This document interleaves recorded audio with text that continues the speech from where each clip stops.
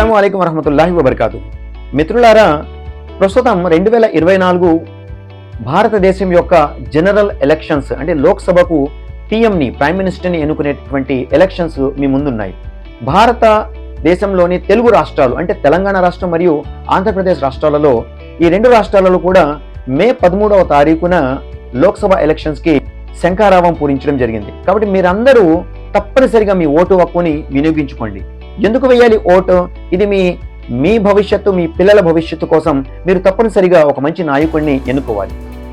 రాబోయే 5 సంవత్సరాలలో మీ భవిష్యత్తు ఎలా ఉండబోతుంది, మీ జీవిత విధానం ఎలా ఉండబోతుంది, మీ భారతదేశం యొక్క అభివృద్ధిలో ఎటువంటి వాడు ఒక ప్రైమ్ మినిస్టర్గా ఉండాలి అనేటువంటి హక్కు ఆ భారత రాజ్యాంగం మీకు ఇవ్వడం జరిగింది.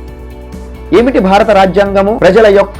ప్రజల చేత ప్రజల కొరకు ఎన్నుకోబడేటటువంటి పాలన మీకు కావాలి అని అనుకుంటే మీరు తప్పనిసరిగా ఓటు హక్కుని వినియోగించుకోవాలి.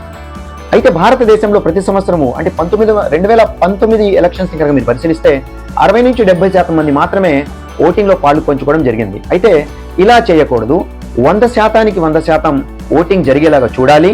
మరియు అందరినీ ఓటు యొక్క ప్రాముఖ్యతను తెలియజేస్తూ మిమ్మల్ని మీరు, మీ బంధుమిత్రులను, మీ స్నేహితులను, మీ మిత్రులలో ఎంతమంది ఉంటారో మీ ఊర్లో ప్రతి ఒక్కరికి తెలియని వాళ్ళందరికీ కూడా ఈ ప్రాముఖ్యతను, ఈ ఓటు యొక్క ప్రాముఖ్యతను తెలియజేసి అందరినీ కూడా ఓటు వేసేలాగా మీరు వారందరినీ ఉత్సాహపరిచి మీరందరూ పోలింగ్ స్టేషన్కి వెళ్ళి ఓటు హక్కుని వినియోగించుకోండి.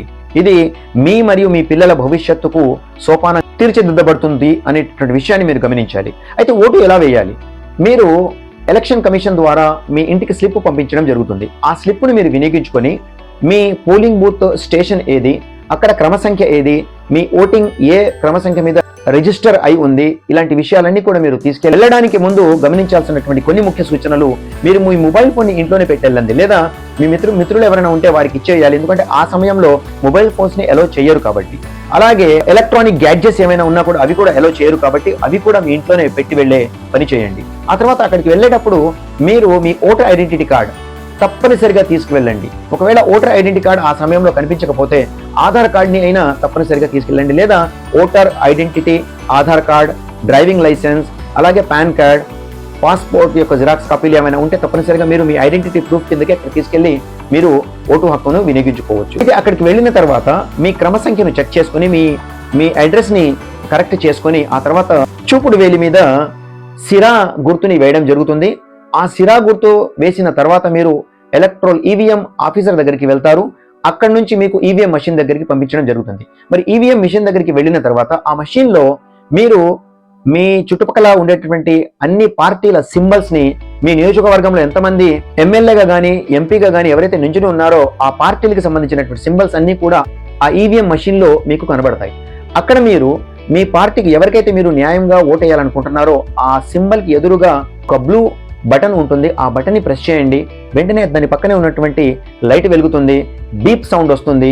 ఆ సౌండ్ తో మీ ఓటు పడింది అని వెంటనే వీవీప్యాట్ మిషన్ అని ఒకటి ఉంటుంది, అక్కడ కూడా చెక్ చేయండి. 7 సెకండ్ల కోసం వీవీప్యాట్ మిషన్ లో మీకు ఆ గుర్తు కనబడుతుంది. అందులో మీరు ఓటు వేసినటువంటి సింబల్ అదేనా కాదా ఒకసారి నిరూపణ చేసుకోండి. ఆ తర్వాత మీ ఓటింగ్ ప్రాసెస్ కంప్లీట్ అవుతుంది. ఈ విషయాన్ని మరొకరికి కూడా తెలియజేయండి. భారతదేశంలో ప్రతి ఒక్కరికి భారత రాజ్యాంగం ఆర్టికల్ 326 ప్రకారం ఇచ్చినటువంటి హక్కుని తప్పనిసరిగా వినియోగించుకోవాలి. మీకోసం, మీ పిల్లల భవిష్యత్తు కోసం మీరందరూ ఓటు వేయాలి. ఓటుని ప్రోత్సహించండి.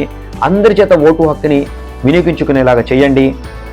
డబ్బుకి లోబడి లేదా మరే ఇతర విషయాలకి లోబడి మీరు ఓటును వినియోగించుకోరాదు. ఎలాంటి ప్రలోభాలకి గురి కాకుండా ఓటును వినియోగించుకోండి. డబ్బుకి, మద్యానికి లోను కాకుండా మీ ఓటు హక్కుని వినియోగించుకోండి. ఎందుకంటే ఇది మీ భవిష్యత్తు కోసం మీరు వేయబోతున్నటువంటి ఓటు అని మీరు నిర్ధారణ చేసుకుని మరీ ఓటింగ్లో పార్టిసిపేట్ చేయండి. మిమ్మల్ని అందరినీ చక్కటి నాయకుడిని మీ భవిష్యత్తు కోసం ఇచ్చేటటువంటి సౌభాగ్యాన్ని అల్లాహ్ సుబ్హానహు వ తఆలా మనందరికీ ప్రసాదించాలి. అస్సలాము అలైకుం వరహమతుల్లాహి వబర్కాతుహు.